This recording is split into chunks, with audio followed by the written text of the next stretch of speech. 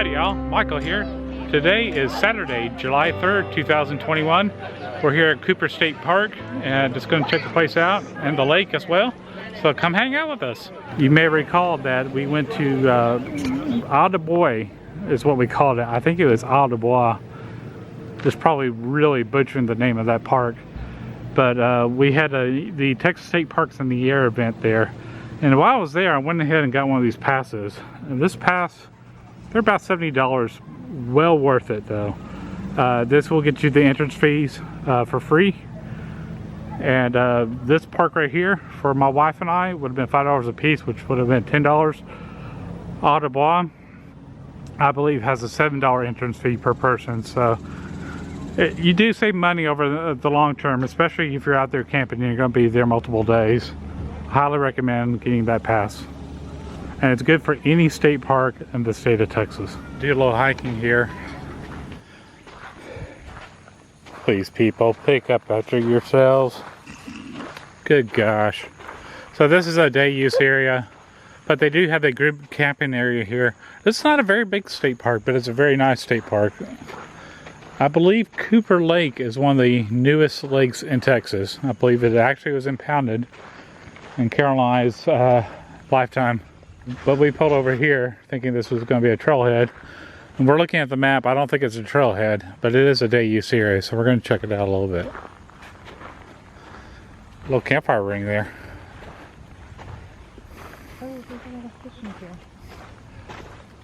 I think this is a fishing pier where your brother-in-law was fishing off of.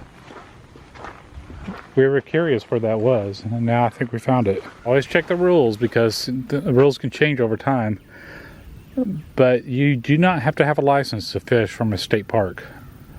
Your entrance fee is part of that, and there's a lot of fish in this lake from what I've heard. This is actually to put your monofilament line. If you have some that's broken off, that's where you want to put it. Yeah, our lake levels are definitely a bit high here. If you want to get on the ramp, you're going to get your feet wet.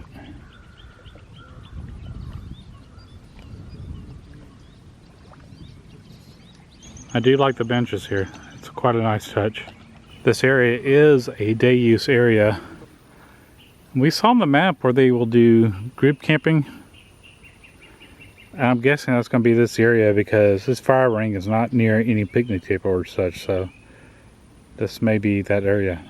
But we're going to walk over here and look at the lake. Checking for spider webs. Oh yeah, snakes everywhere in Texas. It's part of getting back to nature.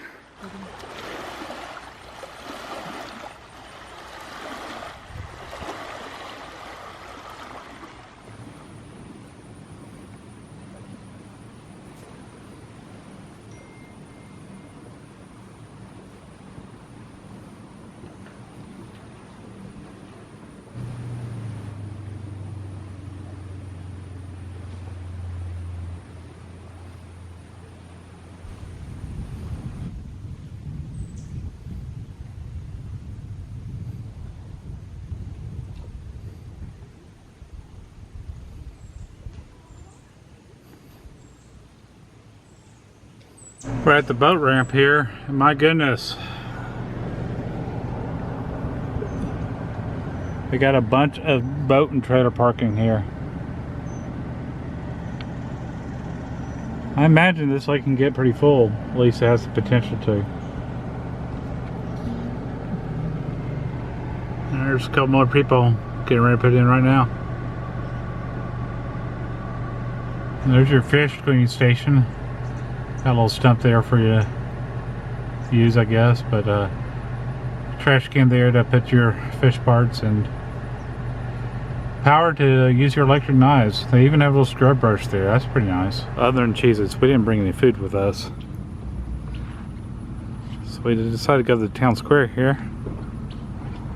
Very quaint town square. Very old school.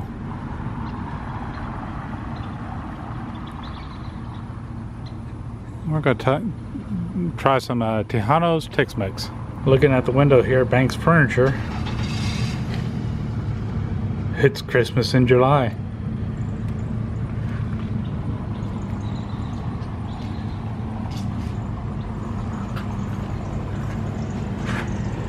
If this doesn't scream small town, I don't know what does.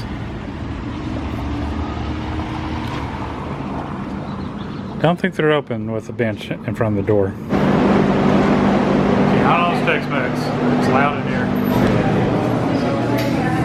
Nice selection of food here. Appetizers, lunch specials. Thank you.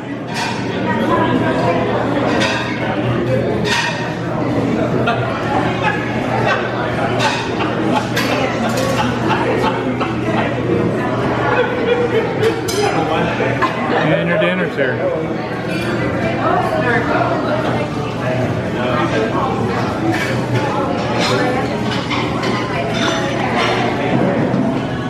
Of course, your beverages as well.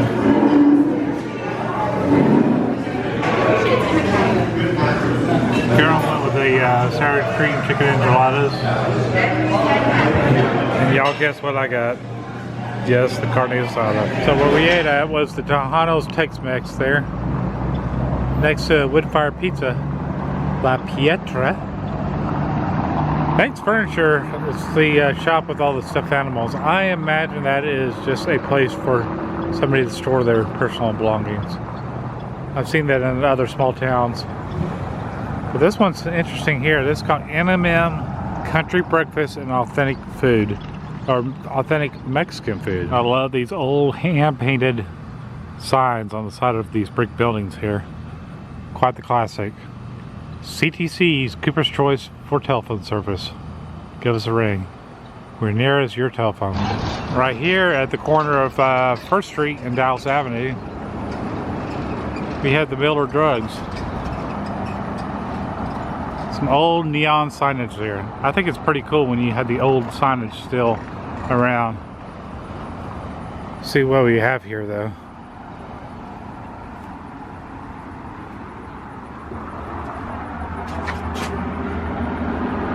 It doesn't look like they're in service anymore. You got an old Wurlitzer in there. It looks like a soda jerk fountain there. And some booze. Looks like it was a hopping place at one time. They even have the Lifesavers dispensers there. When's the last time you saw somebody smoking a Winston? This place needs to be restored. This is classic drugstore here. Yet another pharmacy.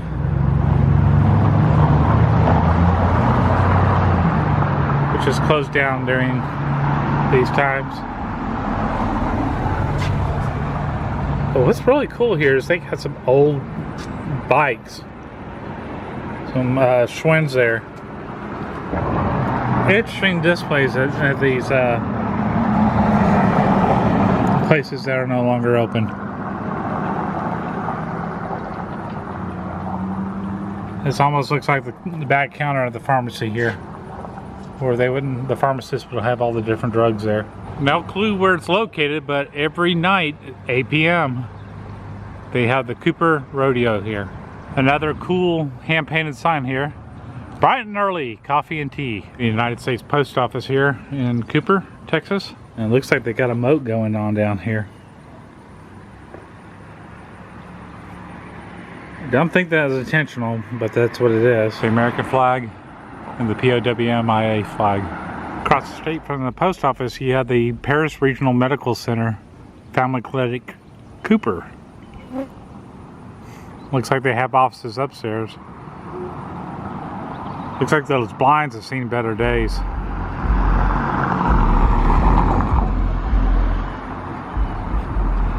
Also looks like there was an old sign up there that probably had some neon on it as well. Yeah, I remember in the 1970s, all the telephone poles around my neighborhood would have all these nails where people would post things. You don't see that as often as you would a small town. But this telephone pole right here looks pretty old. I love the quaintness of some of these shops here. Supper's ready. Entrees and baked goods to go. Fortunately, this one looks like it's still in business. Just not today. Looking at the menu board, looks like they had Salisbury steak, hammered potato bake, frozen fruit salad, cherry cream pie, strawberry crinkle cookies. Open from 2 p.m. to 6 p.m. Look at this mural here for the St. Clair's Catholic Church. And I'm not sure what this means. I guess they're no longer located here. But the St. Clair Catholic Church, Cooper, Texas, 1999 to 2017. Did they move? This boy looks like he's up to something. There's nothing more Americana than to see a row of flags here on the main square in the town. And we just missed this being open, the Floral Depot in Cooper, Texas. Not seeing a lot of flowers here, but it does look like they sell a lot of clothes. Every small town's got to have their own little salon here. Right here is an ad for the rodeo. July 2nd and 3rd at 8 p.m.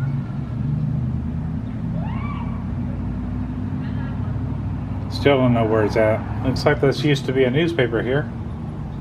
It is a newspaper. It's called the Cooper Review, your hometown news since 1880.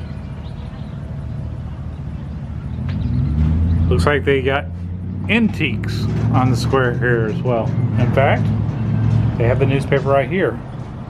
Volume 141, number 26, from Thursday, July 1st, 2021. Remember when they would put the pets? Yeah, Karen's talking about this. He used to, when they had the pets out front here on display. But really, it could have been much of anything. This is a title company now. You can remember the old store displays that they used to show in these shops. Rarely do you see AC units on the front side of the store, but this one actually has two. This is the photography studio for the town. Shindigs. That's pretty cool and old school. Pawn shop. Small town pawn shop. And across the street from the pawn shop, you have the donut shop. Hometown Donuts. Talk about a history lesson. We're sitting here filming these old buildings. This one was probably built in the 1900s, and quite a wealthy person actually built these. And the owner came by and stopped to talk to us. Just curious what we were doing. And he's actually renovating this building. They don't know what they're going to do with it. Last time it was a Java house where they would have live music. And he is finishing it out, redoing the whole roof. But this building was built to last. Obviously, it's from the 1900s. The cool thing about this building was at one time during Prohibition, it was a speakeasy. So they had the doors with the little slots in there where you had to get your password to get into the speakeasy portion of it. Such an incredible rich history. In fact, that same gentleman we were talking to, he owns all the way down this block here as well, with probably the exception of the city of Cooper, which I guess is City Hall and fire station there. You can see the VHF antennas up on the building there. So we're looking, and it looks like that place is finished out. That looks like a resident store here. And here's the American Legion. And this place just looks cool as all get out. Love this newspaper stand. Painted up with the American flag. It says God and Country. He told me the history. I should have interviewed the guy. But he told me the history of this place, the J.F. Hensley hardware store from 1887. There's more to it about this place. Here's the hotel he was talking about. Oh. And it looks like it used to be a Masonic lodge. This is the Emma Grace. And it's a bed and breakfast. Looks like they have a little garden area down there. Oh, that's cool. Right behind the Cooper, right below the Cooper Bulldogs water tower over there. This quick look-see at the garden area, Emma Grace. Little open area. Looks like there's probably a building here at one time, but it has since been knocked down. Is it operating right now? Yes. Yeah, it's operating. So she's open? Yeah, she's full time. Oh, okay. So this is the Emma Grace here, and that's the breakfast area for the bed and breakfast here, but this place looks absolutely gorgeous. Oh, you Yeah. got to see the bedrooms and the guest rooms. I mean, you can beat everyone that's here. They even have rooms here on the street, and this is room number 6, and you can actually go ahead and take a peek in here just to see how it's styled. Wow. And each one of these are themed. This is the other room. It looks like a bunk bed with a full queen. That's even bigger than a full size. So when would With wooded floors over here. I think? I guess you would just, if you would be looking at bed and breakfasts and then it's in Cooper. It's the only hotel in Cooper right here. and We were just talking to that gentleman again. He actually lives in this neighborhood, and he said that the hardware store is actually owned by the same people that own the Emigres Hotel right down here, and Bread and Breakfast, and they're working on developing it. So they're batting around a few ideas. So that's the history, or the future history, of that particular shop. He told us to check out the front of this building. That's amazing. The wrought iron on the windows. And the big red door. A lot of these buildings, they're still trying to figure out what to do with them, how to develop them, but he's actually from the Deep Ellum area. He had several properties there that he was developing, and loves a small town.